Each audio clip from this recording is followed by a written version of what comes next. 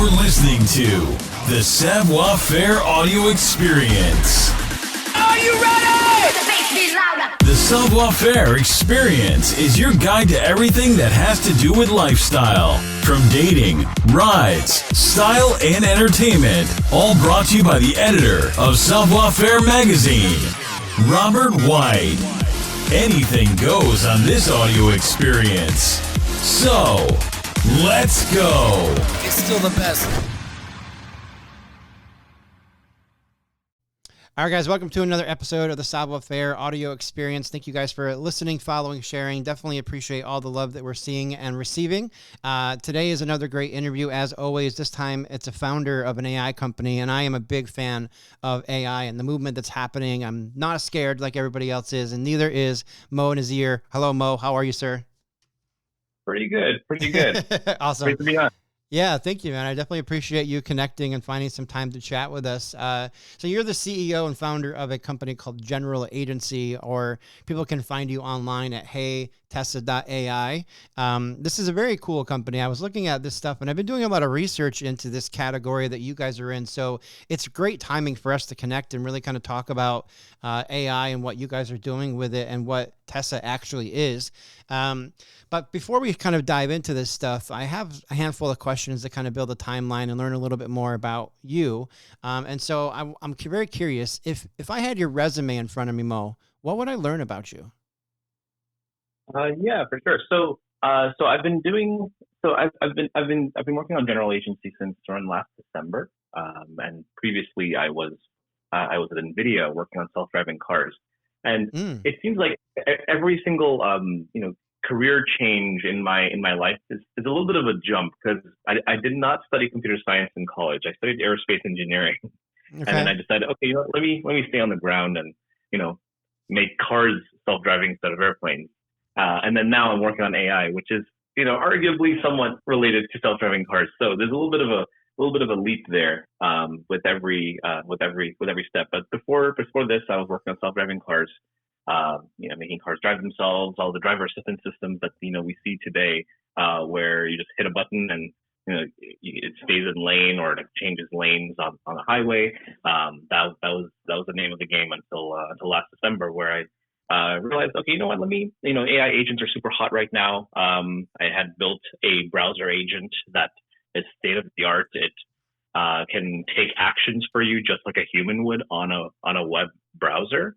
So it'll click and type and scroll, and it doesn't need any complex integrations or anything. It just does it the same way a human does, like looking at the screen and then just taking action. So I had a prototype of that, and I was like, hey, maybe we can build a business around this, and so I did. Okay, easy enough, man. I want to dive a little bit into your background because it's so unique, actually. I mean, we're not gonna pass on how smart you are, Mo. We need to let people know this is a very intelligent gentleman that's running this company. So obviously you worked in self-driving cars. Talk to me a little bit about the technology pieces that you learned in that job, and then what kind of led you into this kind of AI field. Like there was a change or a need for it. I mean, we don't just, like, even now I'm playing with GPTs and agents and trying to create and have it do stuff. But like, was the automation aspect that you learned with self-driving cars also the kind of the lead point for why you started playing with agents a little bit more? Yeah. So the thing with self-driving cars is that they've been around for decades now. I mean, obviously they were just research prototypes about a decade ago, and then now it's starting to become more productionized. And in San Francisco, and so we see the Waymos just kind of driving around without anyone in the driver's seat. Mm-hmm. And I always say that self-driving cars were the world's first AI agent, because an AI agent fundamentally perceives the environment, it perceives the world around it. It makes decisions based on what it sees and what its goals are, mm-hmm. and then takes action. So in a self-driving car, you have the perception stack with the cameras and sensors and whatnot. And then you have the planning stack, which has the rules of the road encoded into it somehow, either by explicit rules or with a ton of training data. And you have a destination you want to get to in your current location, and so it has a plan of how to get there. And then finally, you have the control layer, where it controls the acceleration and braking steering to get you where you need to go. Mm. And so, very similar to that is, AI agents for knowledge work, where you're looking at a screen, at a computer screen. There's something you need to get done. There's a plan that's made, and then finally it uses your mouse and your keyboard to take actions on your behalf, and it does that in sequence. So yeah, it was the first AI agent that's out there. And then I realized that, okay, that now models have gotten so good that we can do higher level complex work rather than just like a simple dynamical system, like a robotic motion system essentially. Wow. And so yeah, that's what we're doing now. It's like, okay, we're extending things that we've learned with self-driving cars. How do you perceive the environment? How do you plan a set of actions to take, and how do you actually take those actions in a way that's quote unquote comfortable, taking all those learnings and applying it to knowledge work more broadly.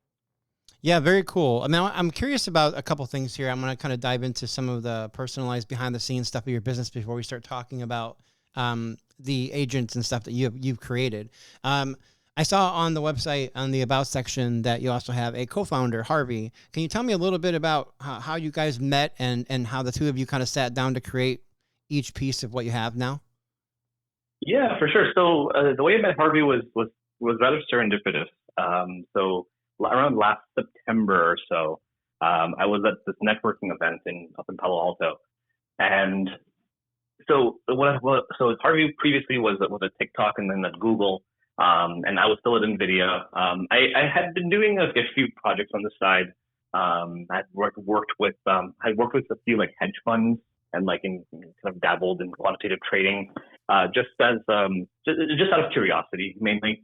And so I was talking about that at this networking event, and I had run into Harvey. He had just gotten an offer from a quant firm so he's worked as a software engineer and then was looking to make a career change, and so he had received a job offer and wanted to, find someone to discuss that with, someone who had, somewhat of a background in working in this field. Mm-hmm. And so we ran into each other, and I said, hey, yeah, let's set up some time to chat privately, a week from this event.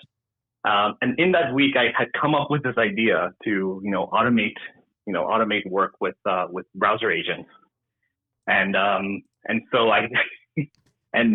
when the time came to actually chat with him, we didn't actually talk about the job offer. I kind of pulled a little bit of an Uno reverse and recruited him to join my startup. Or I kind of pitched him on the idea, and so he was like, okay, yeah, cool. We'll take 2 weeks. Let's try to build this together. And so we did. The 2 weeks we kind of went at it, built this browser agent, and within 2 weeks we were able to beat the prevailing quote unquote state of the art web agent at the time, which was Motion. The company is now defunct. But within 2 weeks we were able to beat a company that had raised millions in funding and had been around for many years. And so that was enough validation for us to actually make this real. And so we applied to IC and we got in, and the rest is history. Wow, man. That's so cool. I love this kind of like collaborative stuff and how some of these things work, because it's kind of like universal energy we have no control over. We kind of live the step-to-step phases of our lives, especially when you're building a business and getting stuff going. But it's just so cool how things kind of line up. I mean, Harvey's background with Google, TikTok, algorithm creation, being the CTO now with your company, and then obviously your background too. It's so cool how things kind of come together. It's like the perfect little pie, perfect little recipe. And then all of a sudden these amazing companies come out of these friendships and partnerships. So I love that kind of uniqueness. Now I definitely want to dive into General Agency and learn a little bit more about this. So talk to me about General Agency. What is it that you guys created? I heard you mention a couple of times it's a browser agent. People may not know what that is, so let's dummy it down for them and talk a little bit and we'll geek out a little bit here. I'm ready to talk about the company. Yeah, for sure. So General Agency, we're an applied research lab. So our first focus is to make something that doesn't exist yet, or like push the envelope of the technology, and invent something from scratch rather than we have some existing technology and we're just going to apply it in a new way. So browser agents are basically the program that we have written that can use your browser for you. You just give like instructions. Say you're, I don't know, a shipping company and you need to like process, like a way bill or something. You just give those instructions and it will go to the website, it'll log in, obviously you provide your login information.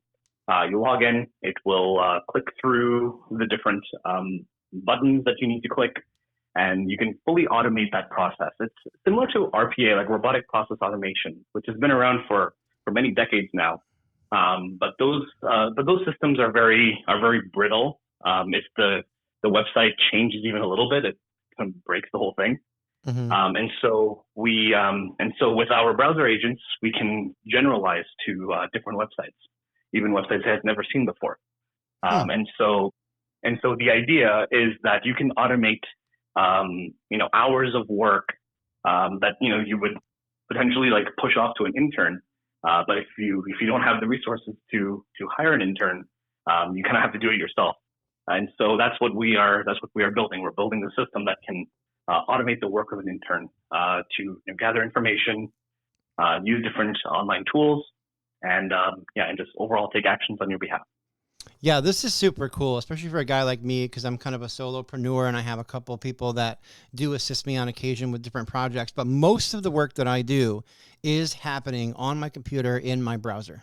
And so when I learned a little bit about browser agents, this is something that I kind of deep dived into. But there's a lot of headache around it, especially for people that don't have the understanding of how this stuff kind of works. So how did you guys kind of take this service or this kind of basis and kind of maybe dummy it down so that anyone can use it? Or are you guys building the agents that people are utilizing through your company?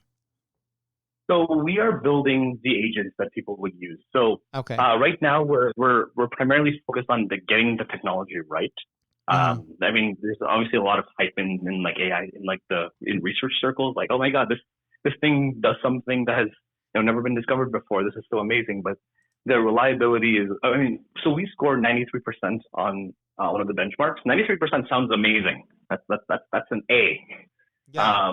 But when it comes to actually getting work done, that 7% is problematic. Like in practice, people expect a reliability of like 99.95%. Once in a blue moon, something will go a little bit awry. So there's a lot of work that needs to be done to get the system to the level of reliability that's necessary. And so we've built an entire product around it, which is like a workflow automation tool that can, once you show the system how to do it, you can just kind of show, it's the Chrome extension that you can install on your browser, and then you can click through things and you can like speak to the system, and it'll take both of those contexts, like what you're doing on your screen and what you are saying, and it will generate a deterministic automation for you. It'll do that work for you once you've shown it. And obviously, if you have a new hire on your team, you kind of do the same thing. It's like you just share your screen, you're talking to them, you're telling them what to do, and they go ahead and do it. Wow. And so with that, we're able to achieve that really high level of reliability. We are working on a few vertical applications using our system. One thing that's coming up in pretty soon is a household assistant for families. There's a lot of mental overhead with scheduling activities for the kids, or like doing your taxes or paying the bills. All of these little everyday things that Siri is not going to do that on the iPhone. It'll just maybe play your music. That's about it. Mm-hmm. But there's so much work that goes into maintaining a household. And myself as a father and as a homeowner, there's just a lot of work that has to be done, honestly, on a daily basis. That's like administrative in nature that I just don't want to have to do, but I have to do it. And so we're building this additional application which utilizes our browser agent. If you receive an email saying, "Oh, your bill is due for the electricity," It will log into the online portal, and it will take care of the payment for you. If you get a notice from the IRS, it will read the document. It'll do a little bit of research, figure out what documents you need to provide, and it will have everything ready for your review. And so we're trying to automate just like the busy work of the world, essentially. And and it could either be with in professional settings where you are where your work is like primarily on your computer and you're just doing the same thing repetitively day in and day out, or you're doing it as part of like head of household, and you're just having to deal with a bunch of grunt work when you could be spending time with your family. Yeah, that's super cool to think about. I mean, the idea that I could sit down on my computer and just say yes 5 or 6 times and all of my bills would be paid. Exactly. So I love the idea of a review process. It'd be cool to have something like that set up. What kind of things are you doing with your program like right now as the web browser? Like, give me some examples of something that you guys are kind of integrating or things you can talk about that are happening right now that you're utilizing this for. Yeah, for sure. But right now they're more like business focused, the business oriented use cases. So one is a logistics company that's using our system to gather details from a government website and then transform that data into a certain format and then send emails using some information gathered from like a Google Drive, for instance.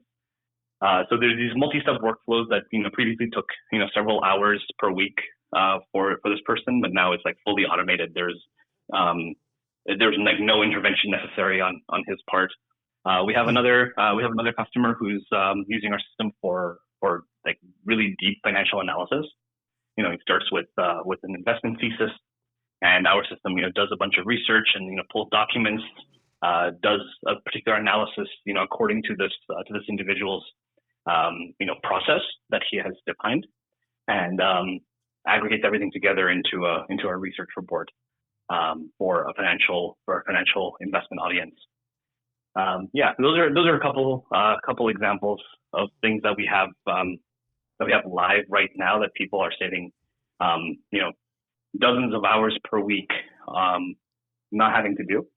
And one of these customers had an entire team like overseas doing this work, an army of interns, and so we were able to essentially replace that team of interns with this fully automated system, and definitely helping his bottom line, and also increasing reliability. Like our system is actually more reliable than a human baseline in certain tasks. So well, the other part that I like about this too is like humans have to sleep and agents don't have to. So, I mean, for projects where it needs to be doing consistent research or clicking through stuff or checking on things or maybe automating a response to an email or something like that needs to be kind of like organized right away, this is the kind of an agent, like browser agent, that would be able to do some of that stuff and keep your business flowing at all hours of the night, even while you're sleeping, which is kind of cool. I love that idea. I also love the idea. I mean, there's always the big battle, right? There's a huge battle between replacing humans to do human jobs with AI or with computers or whatever that may be. What kind of level do you guys feel like you guys are on with this? I mean, are you kind of like gung-ho about this is a new way, everyone's going to be using it anyways, let's just build it? Or is there still some kind of human element where this has to be maintained or utilized by human to make sure it's working correctly all the time? Or is it really just set it and forget it? Like, is it possible it just does it by itself when you guys get it to 99.95%? So 99.95% in limited situations right now. And then we have a human like verification step, either by the end user or we can, facilitate that, for an additional cost on our part. But I would say that that's a temporary thing. That's only while the technology gets better and while we are developing this, that we have like a human in the loop especially for like high stakes situations. Okay. Obviously, like, humans, in order to trust the system, even if the technology, like, overnight became like 99.95% reliable, it's going to take some time for the user to actually trust the system. And so we're going to have a human in the loop, like a human face that can be the accountable face while this while people get to trust the system. Yeah, no, I love stuff like this. I really am. I mean, as a solopreneur and having a little bit of help from the outside, I love the idea that there's so many things that could be automated potentially, and that's the part that I'm so interested in, which is one of the big reasons why I wanted to connect and learn more about General Agency and Tessa. So is Tessa the AI basically the name that you gave your system? Can you tell me a little bit about that piece? Yeah. Tessa is our agent. Okay. We try to personify it a little bit. I mean, obviously, we need to get to the level of a human for it to really work. Otherwise, it sounds a little bit of a gimmick. Mm-hmm. But we're getting there. We're getting there. Yeah, it's super I cool. think I mean, we've only been around for about like 7-8 months now. And yeah, it's been a lot of work, but we're starting to see a path to reaching human level intelligence, in software, and Yeah. so yeah, it's exciting stuff. Yeah, I think so too. I wanted to ask you a quick question. I was looking at the website, kind of browsing through everything so we could get prepared for our meeting today, and I did see the Y Combinator thing on your website. It says backed by Y Combinator. I know exactly what that is. I love that system and what they have going on over there. Would you mind diving into that process a little bit and just tell me a little bit about that collaboration and how that all started with you guys?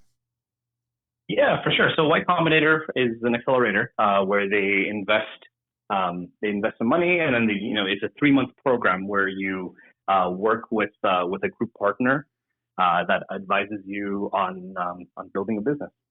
I would say that the YC experience has been amazing. There was a lot about building a business that I did not know about, that I only was able to learn from YC. I mean, perhaps if I had taken the time to do the research, I would have been able to find it. But the fact that it's in one place was really helpful, and the pedigree, like the respect that the YC name or the stamp of approval commands is very, very helpful in terms of fundraising, in terms of getting customers to trust you. There's definitely a huge element of community there as well. Like your batchmates are often your first customers. In fact, our first customer was a batchmate, Awesome. and so that community, that startup ecosystem, was incredibly helpful to get this off the ground. In fact, the decision for me and Harvey to leave our really really high paying FANG jobs was only because we got the validation of YC. I don't know if we would have started working on this full time if we had not gotten in. And so, yeah, so getting the YC stamp of approval was an absolute, game changer for us.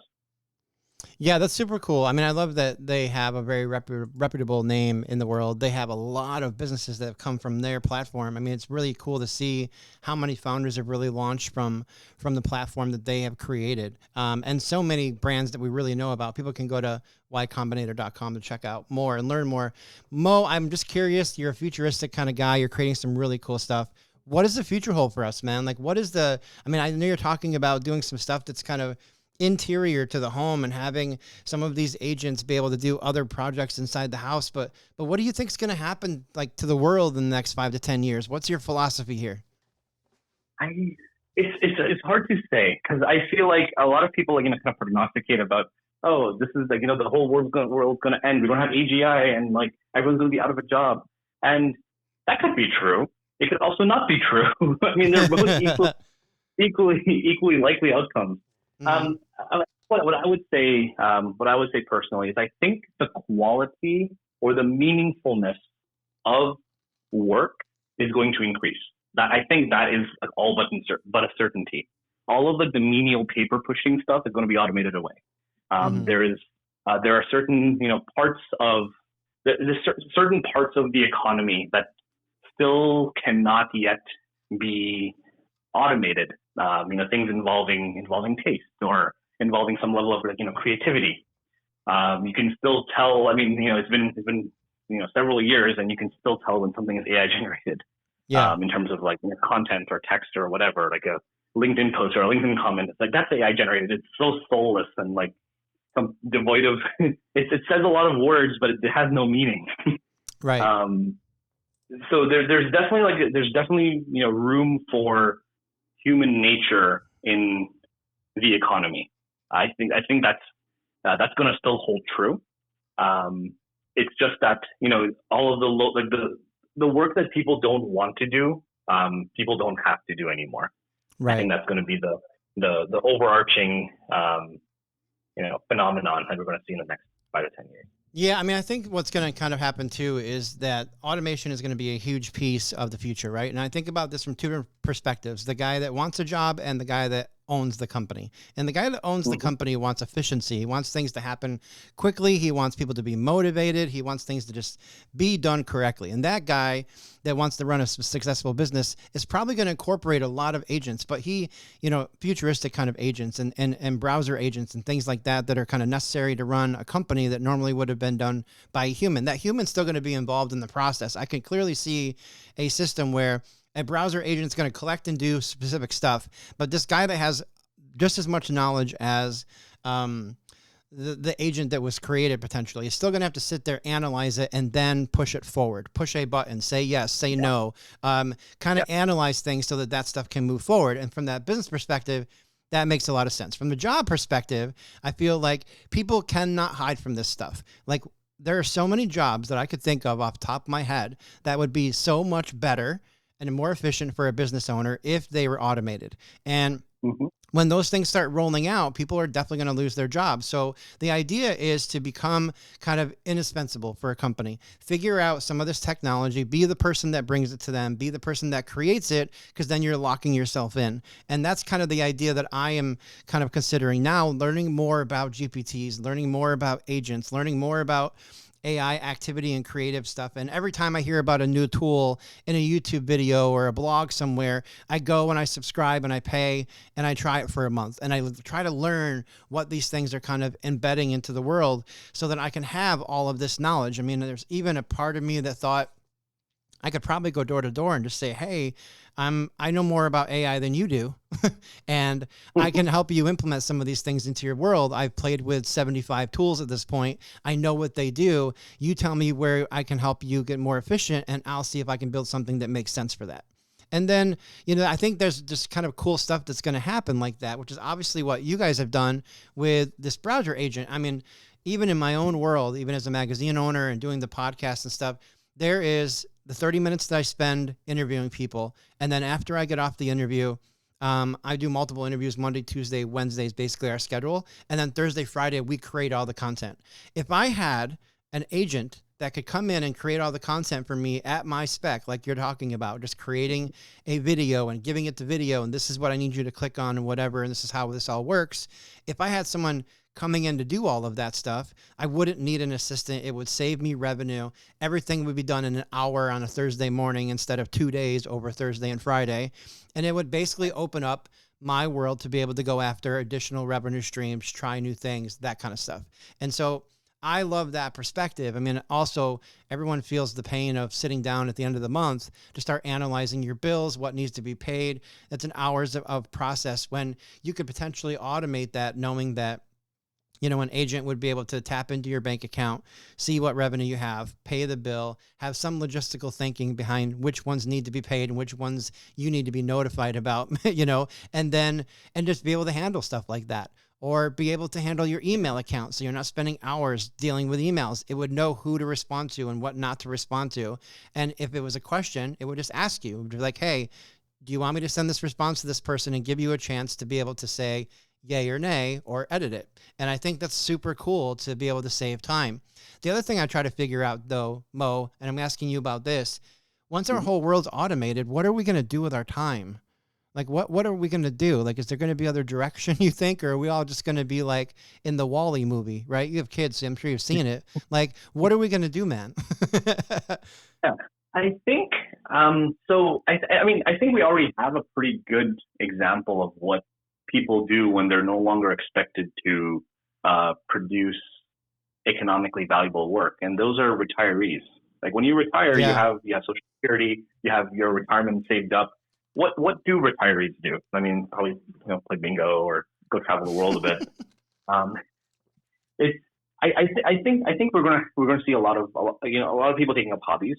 We're gonna see a lot of solopreneurs. Like the barrier to starting a company is extremely low now compared to, let's say, 10, even 5 years ago. Yeah. You no longer have to hire. You no longer need initial capital to hire people to bring your vision to life. There's a lot of tools out there. There are a lot of agents that you can use to automate operations and different aspects of the business. And so we're probably going to see a lot of entrepreneurs. Like entrepreneurship itself will be like very democratized. Even if the jobs are automated, you still need someone at the very top, kind of curating and directing the AI or the agents to create something new that hasn't been created before. So we're going to see a lot of curators, we're going to see a lot of artists, and we're going to see a lot of designers and entrepreneurs, which are arguably all of the above. Yeah, no, I think that's the case as well. Actually, I consider that early retirement for those that can automate most things, and then the more tools that come out in the future that allow that automation to be even more accurate. That's going to be a really key piece. So I want my audience, if you're listening, to go check out Tessa AI, general agency. Check out Mo and the services they offer. There's an option over there to book a demo. Go ahead and do that. Make sure you're reaching out to learn more about this stuff. This is a great tool for solo entrepreneurs. And if you're just kind of looking to automate some things that you do on the computer on a regular basis, make sure it's a browser-based kind of system, but like this is ideal for that. And then obviously you want to hear more about the Y Combinator and get some feedback on that. You can check out their website, but I'm sure Mo would be a good candidate on LinkedIn to talk to about this platform as well. But yeah, this is super cool, man. I love the idea of this. Congratulations on creating this thing and getting it public and the funding and all the things that have kind of happened. It's not easy to get a company off the ground. You guys have done and created something extremely cool. I love agents. I'm really deep diving into a lot of this stuff right now for projects. And so it's cool that I now have a friend in this space that could possibly I can ask questions to. So thank you, Mo. I appreciate that. Yeah, well, thanks. Thanks for having me on. Thank you for listening to the show. Please take a minute to head over to www.savfair.com and subscribe to our publication.